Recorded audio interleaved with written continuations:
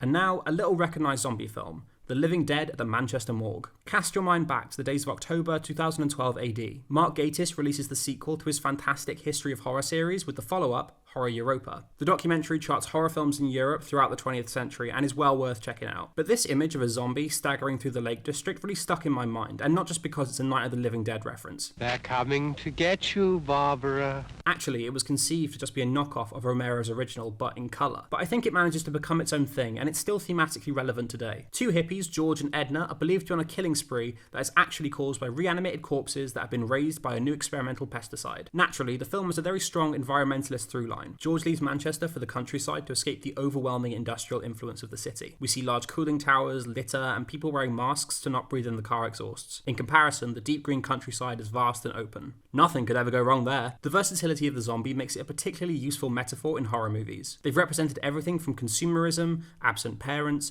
abuses of the past being covered up, toxic relationships, anything. Here, the undead are a consequence of humanity messing with nature. How very topical. The scientists from the Agricultural Department's experimental section have created a new form of pesticide that emits a sonic pulse that causes insects to devour each other, which is a particularly cruel repellent. However, this machine also causes the dead to rise and attack the living, as if nature is enacting its revenge on the species that mistreated it for so long. And the zombies themselves are surprisingly creepy with their distinct red contact lenses and wheezing growl. The sequence in the crypt is particularly creepy and claustrophobic. But they're almost tragic creatures. Guthrie, the first zombie they encounter, was homeless and died by drowning in the river they find him near. The dead aren't wholly evil, just going off instinct. The real antagonist is the police chief played by Arthur Kennedy. He is intensely prejudiced to anyone who is remotely different from him. Like, he assumes George and Edna are satanic murderers because George has long hair and Edna's sister is an addict. Like, they're not exactly the most non-conforming subversive radicals, you know? His biases blind him to the obvious zombie attacks that are happening around him, which of course comes back to bite him, pun intended. Director Joseph Grau did this to explicitly comment on the fascist dictatorship that was ruling in his home country, Spain. I wish the dead could come back to life, you